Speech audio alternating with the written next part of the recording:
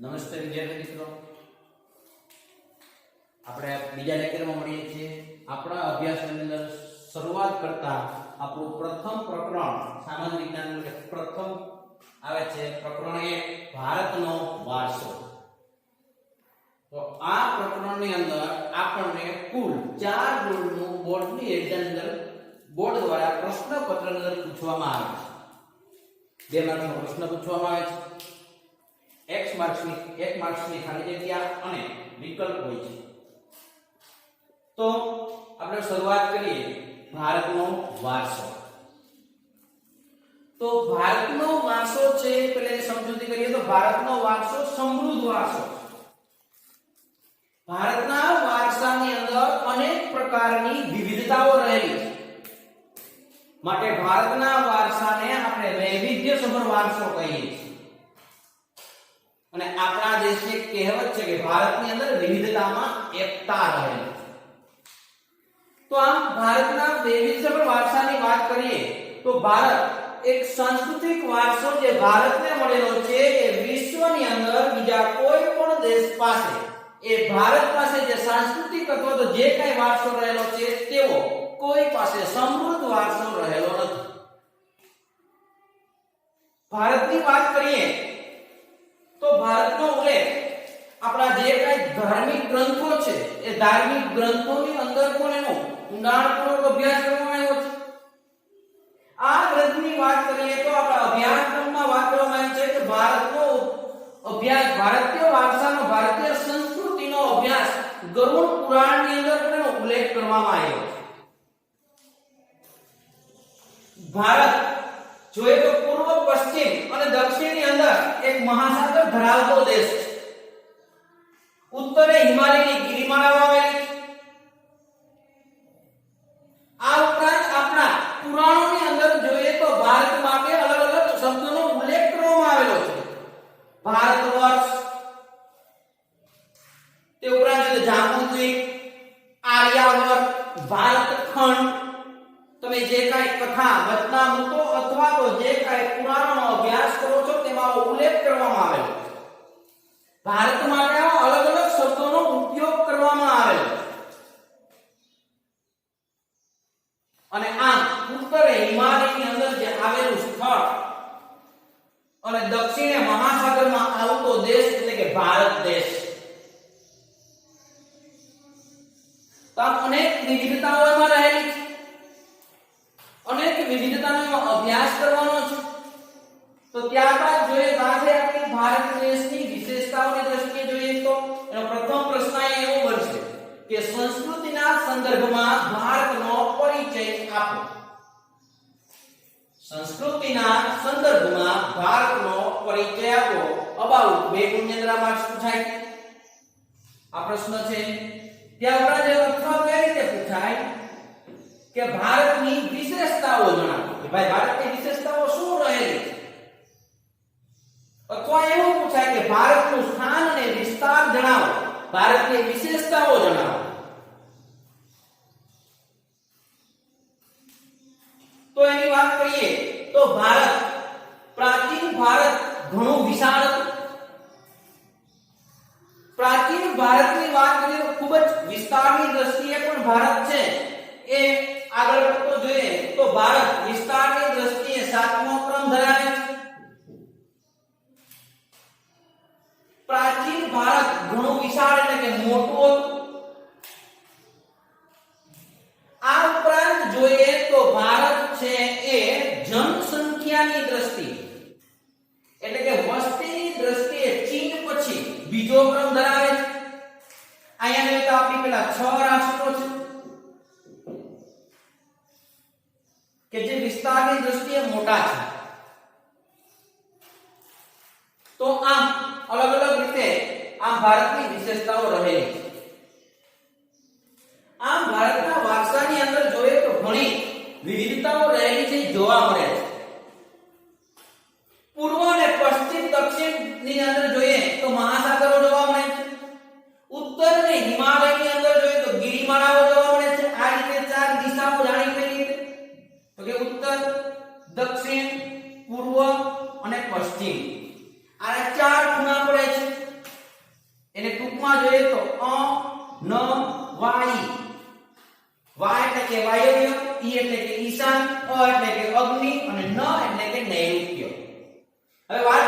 પૂર્વ અને પશ્ચિમ આ જે ભાગ છે એ ગુજરાતનો ભાગ છે, આ ભાગ છે અરુણાચલ પ્રદેશનો ભાગ છે. આ જે શીર્ષ સમૂહ સ્થળ એટલે કે ભારતનું ઉત્તર સાઈડ તો કે અહીંયા હિમાલયની ગિરિમાળાઓ આવેલી છે જે તિબેટની ઉપર, અને દક્ષિણે તો કે અહીંયા હિન્દ મહાસાગર આવેલો છે. આમ પૂર્વ પશ્ચિમ દક્ષિણ મહાસાગરો, ઉત્તરે હિમાલયની ગિરિમાળાઓ, આ રીતે ભારત છે પોતાનું સ્થાન ધરાવે છે. તો આ રીતે એની ભારતના પરિચયની અંદર ભારતમાં વિશેષતાઓ રહેલી છે. તો આ તો સંસ્કૃતિના સંદર્ભમાં ભારતનો પરિચય. એકવાર આખો પ્રશ્ન રિપીટ કરી દઉં છું, કઈ રીતે લખવો? તો કે સંસ્કૃતિના સંદર્ભની અંદર જોઈએ તો ભારત ખૂબ જ વિશેષતા ધરાવે છે. પ્રાચીન ભારત ઘણું વિશાળ અને ખૂબ જ મોટું હતું. ભારત વિસ્તારની દ્રષ્ટિએ જોઈએ તો વિશ્વની અંદર 7મો ક્રમ ધરાવે છે. જનસંખ્યાની દ્રષ્ટિએ જોઈએ તો ભારત બીજો ક્રમ ધરાવે છે. ભારતમાં પૂર્વ, પશ્ચિમ અને દક્ષિણ 3 ભાગોની અંદર મહાસાગરો આવેલા છે. અને ઉત્તરે જોઈએ તો હિમાલયની ગિરિમાળાઓ આવેલી છે. ને આ ઉપરાંત ભારતની અંદર જોઈએ તો ભારતમાં અનેક પ્રજાઓ આવી. ઓસ્ટ્રેલોઇડ, મોંગોલોઇડ, ચક્કો આવ્યા, હુનો આવ્યા, પહલુઓ આવ્યા. આ તમામે તમામ પ્રજા ભારતમાં આવી અને ભારતીય સંસ્કૃતિની સાથે ભળી ગયા. આગળ જોશું. તો આમ વગેરે ભારતની સંસ્કૃતિને આગળ વધારે આની વિશેષતા. અને આમ આપણા પુરાણોની અંદર પણ ભારતનો ઉલ્લેખ કરેલો છે કે હિમાલયની ઉત્તરે દક્ષિણ મહાસાગરમાં આવેલો દેશ એટલે કે ભારત દેશ. તો આ ઉપરાંત જોઈએ તો આપણા પુરાણોની અંદર પણ ભારત દેશ માટે જોઈએ તો જાંબુદ્વીપ, આર્યાવર્ત, જાંબુદ્વીપ, ભારતખંડ, ભારતવર્ષ આ વગેરે પ્રકારના નામોનો ઉલ્લેખ કરવામાં આવ્યો છે. એ ભારતીય સંસ્કૃતિની વિશેષતા છે. બાકી ભારતીય વિશેષતાઓ અથવા તો ભારતીય સંસ્કૃતિના સંદર્ભમાં પરિચય. ત્યાર પછીનો મુદ્દો આવે છે ભારતનો વૈવિધ્યસભર વારસો. ભારતનો વૈવિધ્યસભર વારસો. તો કે ભારત ભૂમિએ આપણને અને વિશ્વને વૈવિધ્યસભર વારસો આપ્યો. પેલો મુદ્દો આ પ્રશ્ન એવો થાય અહીંયા કે ભાઈ ભારતનો વૈવિધ્યસભર વારસો સમજાવો. તો કે ભારત ભૂમિએ આપણને અને વિશ્વને વૈવિધ્યસભર વારસો આપ્યો છે. તો એમ પણ લખી શકો વિદ્યાર્થી મિત્રો કે ભારત ભૂમિએ આપણને અને વિશ્વને એક વિવિધતા ભરેલો વારસો આપ્યો છે. ભારતીય સંસ્કૃતિમાંથી આપણને સત, ચિત્ત અને આનંદની અનુભૂતિ થાય છે. ત્યાં એમ પણ તમે ઉલ્લેખ કરી શકો કે ભારતીય સંસ્કૃતિમાંથી સત, ચિત્ત અને આનંદનો અનુભવ થાય છે. નંબર 3 એનો ટોપિક કે મુદ્દો તો કે ભારતમાં અનેક આવી પ્રજાઓ ભારતીય સંસ્કૃતિઓ સાથે આદાન પ્રદાન કરી અને ભારતીય મહાનદની અંદર ભળી ગઈ અને ભારતીય સંસ્કૃતિમાં સમૃદ્ધ બની છે. એમાં એક મુદ્દો તમને સમજાવું તો કે ભારતમાં અનેક પ્રજાઓ કે આપણે આસપાસ એકમની અંદર આગળ ભણવામાં આવશે. ચક્કો આવ્યા, હુનો આવ્યા, પહલુઓ આવ્યા, આવા અનેક વંશો આવ્યા. તે ઉપરાંત અનેક પ્રકારની બીજી પ્રજા આવી. ઓસ્ટ્રેલોઇડ, મોંગોલોઇડ, દ્રવિડો, આર્યો આ વગેરે પ્રજા ભારતમાં આવી. ભારતની સમૃદ્ધિ અને સંસ્કૃતિને જોઈને વસવાટ કર્યો અને એક સમયે તેઓ ભારતની સંસ્કૃતિમાં ભળી ગયા. આદાન પ્રદાન કરવું એટલે કે આપ-લે કરવી. આદાન પ્રદાન કરવું એટલે કે આપ-લે કરવી. જેને આદાન પ્રદાન કરવું તો કે આપ-લે કરવી, જેના દ્વારા ભારતીય સંસ્કૃતિ છે એ ભારતીય સંસ્કૃતિ એક કહી શકાય કે ભારતનો વૈવિધ્યસભર બનાવવામાં મહત્વનો ફાળો આપ્યો. ભારતીય સંસ્કૃતિને મહત્વતા બનાવી, સમૃદ્ધ બની છે. આ ઉપરાંત જોઈએ તો વૈવિધ્યસભર વારસામાં ઘણા લોકોએ પ્રદાન આપેલું છે. આ પ્રદાનની અંદર જોઈએ તો ભારતીય સંસ્કૃતિની શરૂઆત આજથી હજારો વર્ષ પહેલાની સંસ્કૃતિ એટલે કે સિંધુ ખીણની સંસ્કૃતિ. આ સિંધુ ખીણની સંસ્કૃતિથી માંડી અને આજ દિન સુધી, તો કે સિંધી ખંડની સંસ્કૃતિ છે એ સિંધુ ખીણની સંસ્કૃતિથી માંડી અને આજ દિન સુધી લોકોએ પોતાની આવડત, કલા કૌશલ્ય, બુદ્ધિ ચાતુર્ય આ વગેરે બાબતોનો ખ્યાલ રાખી અને એના દ્વારા ભારતીય સંસ્કૃતિને સમૃદ્ધ બનાવી.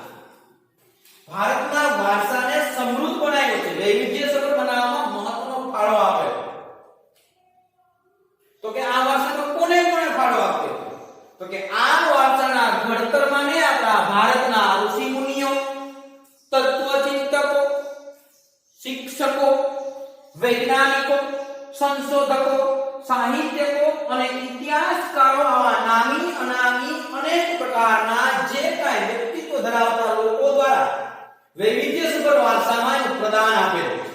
તો કે આમ આ રીતે ભારતીય સંસ્કૃતિને વૈવિધ્યસભર બનાવવામાં આવેલી છે. અહીંયા પ્રશ્ન એવો પણ થશે કે ભારતીય સંસ્કૃતિને વૈવિધ્યસભર બનાવવામાં આપેલું પ્રદાન જણાવો. તો આ બે પ્રશ્ન આપણે જોયા. પ્રશ્ન 1 સંસ્કૃતિના સંદર્ભમાં ભારતનો પરિચય. પ્રશ્ન 2 ભારતના વૈવિધ્યસભર વારસામાં આપેલું પ્રદાન જણાવો. તો આ બે પ્રશ્નો થયા. બે વર્ષની અંદર આ પ્રશ્ન પૂછાઈ શકે.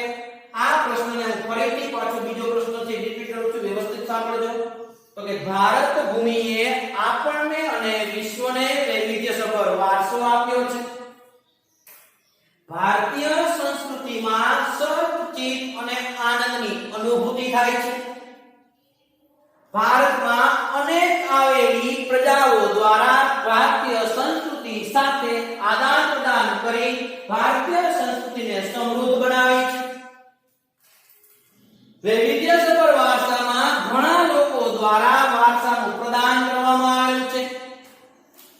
આ પ્રદાનની અંદર આપણે જોઈએ તો સિંધુ ખીણની સંસ્કૃતિથી માંડી અને આજ દિન સુધી લોકોએ પોતાની આવડત અને કલા કૌશલ્ય દ્વારા સમૃદ્ધ બનાવ્યું છે.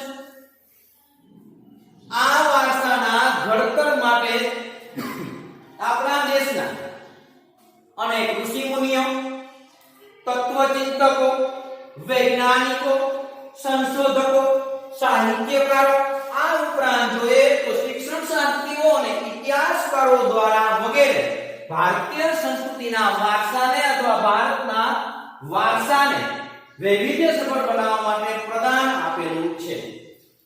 અહીંયા આપણા મહત્વના કહી શકાય એવા બે પ્રશ્નોનો અહીંયા પૂર્ણ થાય છે. ત્યારબાદ આવે છે આપણા ત્રીજા ટોપિક ઉપર, એટલે કે ટોપિક છે ભારતનો સાંસ્કૃતિક વારસો. ભારતનો અથવા તો ભારતીય સંસ્કૃતિનો વારસો. તો અહીંયા સૌપ્રથમ આપણે પેલું એવું ભણશું ભાઈ કે વારસો એટલે શું. આ તમારા માટે પ્રશ્ન એવો થશે કે વારસો શબ્દ આવે છે. આપણે પ્રકરણ 1 થી 7 ભણશું. આગળ પણ મેં તમને સમજાવ્યું કે 7 પ્રકરણ સુધી આપણા માટે વારસો છે એ સામાન્ય શબ્દ રહેશે. તો અહીંયા આવે છે ભારતીય સંસ્કૃતિનો વારસો. તો સૌપ્રથમ પ્રશ્ન એવો થાય વારસો એટલે શું? તો કે વારસો એટલે આપણને આપણા પૂર્વજો પાસેથી મળેલી અમૂલ્ય ભેટ એટલે વારસો. વારસો એટલે આપણને આપણા પૂર્વજો પાસેથી મળેલી અમૂલ્ય ભેટ. આ મળેલી અમૂલ્ય ભેટને આપણે વારસો કહીએ છીએ. આ બાબતમાં અભ્યાસ કરીએ તો ભારતીય સંસ્કૃતિનો તો કે આપણી જે કાંઈ પાઠ્યપુસ્તકો છે એના પ્રથમ પેજ પર પ્રતિજ્ઞાઓ આવે છે કે ભારત મારો દેશ છે, હું મારા દેશને ચાહું છું, બધા ભારતીયો મારા ભાઈ બહેન છે. આ વગેરે પ્રતિજ્ઞાની અંદર એક લીટી એવી આવે છે કે મારા દેશના સમૃદ્ધ અને વૈવિધ્યસભર વારસાનો મને ગર્વ છે. આ ઉપરાંત જોઈએ તો સમૃદ્ધ વારસો એટલે શું? તો કે સમૃદ્ધ વારસો એટલે કે ભારતના સમગ્ર વિશ્વને એક પૂર્ણ માનવ જીવનના રહસ્યનું પ્રદાન એમ પણ કહી શકાય. પાછી વાત કરીએ ભારતીય સંસ્કૃતિનો વારસો. સૌપ્રથમ પ્રશ્ન એવો થાય કે વારસો એટલે શું? તો કે આપણને આપણા પૂર્વજો પાસેથી મળેલી અમૂલ્ય ભેટ એટલે વારસો. તે ઉપરાંત અમારા દેશને કહું બધા ભારતીયો મારા ભાઈ બહેન છે આ વગેરે એમાં આવે છે કે મારા દેશના સમૃદ્ધ અને વૈવિધ્યસભર વારસાનો મને ગર્વ છે. સમૃદ્ધ વારસો એટલે કે ભારતમાં સમગ્ર વિશ્વને પૂર્ણ માનવ જીવનના રહસ્યનું પ્રદાન એમ પણ કહી શકાય. સમૃદ્ધ વારસો એટલે કે ભારતના સમગ્ર વિશ્વ, ભારતનું સમગ્ર એટલે કે આખું વિશ્વ આવી જાય પૂર્ણ માનવ જીવન અને એના જીવનના કે માનવનું પૂર્ણ માનવ જીવન કેવું એના રહસ્યો બનાવો એનું જે આદાન પ્રદાન જે કાંઈ થાય છે એને આપણે આ રહસ્યનું પ્રદાન એમ પણ કહી શકાય છે. આ એકમની અંદર જોઈએ તો અહીંયા આપણો ત્રીજો ટોપિક છે. એ ત્રીજો ટોપિક પૂર્ણ થવાના ત્યારે જોઈએ તો કે ભારતીય સંસ્કૃતિનો વારસો એટલે એના માટેનો પ્રશ્ન છે. ત્યારબાદ જોઈએ તો આ વારસાને આધારે બે ભાગ પડે છે. આ વારસાના બે ભાગ પડશે કે ભારતનો પ્રાકૃતિક વારસો, નંબર 2 ભારતનો સાંસ્કૃતિક વારસો. આમ ભારતીય સંસ્કૃતિના વારસાની અંદર જોઈએ તો ભારતીય સંસ્કૃતિના વારસાના મુખ્ય બે ભાગો પાડવામાં આવે છે. એમાં ભારતનો પ્રાકૃતિક વારસો અને ભારતનો સાંસ્કૃતિક વારસો. આમ કુલ અત્યારે આપણે અહીંયા આ લેક્ચરની અંદર જોઈએ તો આપણે 3 ટોપિક પૂર્ણ કર્યા. પહેલું સંસ્કૃતિના સંદર્ભમાં ભારતનો પરિચયમાં જોઈએ તો ભારતનું સ્થાન અને વિસ્તાર, ભારતીય વારસાની સમજૂતી જોઈ, ભારતનો વૈવિધ્યસભર વારસો જોયો, એમાં આવતા પ્રશ્નો જોયા. આ ઉપરાંત જોઈએ તો ભારતીય સંસ્કૃતિનો વારસો જોયો, એમાં આવેલી બાબતો જોઈ અને એને આધારે પડતા જે કાંઈ છે કે મહત્વના બે પ્રકાર પડે છે. જે પ્રકાર એટલે કે ભારતનો પ્રાકૃતિક વારસો અને ભારતનો સાંસ્કૃતિક વારસો છે. કે ભારતનો પ્રાકૃતિક વારસો અને સાંસ્કૃતિક વારસાના સંદર્ભમાં આમ બે પ્રકારો પડે છે. હવે અહીંયા આપણે વારસાને સમજી બે પ્રકાર કયા પ્રાકૃતિક વારસો અને સાંસ્કૃતિક વારસો. તો કે પ્રાકૃતિક વારસો કોને કહેવાય? તો કે જેનું કુદરત દ્વારા નિર્માણ થયું હોય, જે કુદરત દ્વારા આપણને મળ્યું. ટૂંકમાં કહે તો જે કોઈ પણ વસ્તુ છે, જે કોઈ વસ્તુનું નિર્માણ કુદરત દ્વારા થયું હોય અને આપણને જે કાંઈ આપણી ગઈ પેઢી દ્વારા આપણને મળ્યું એને પ્રાકૃતિક વારસો કહીએ છીએ.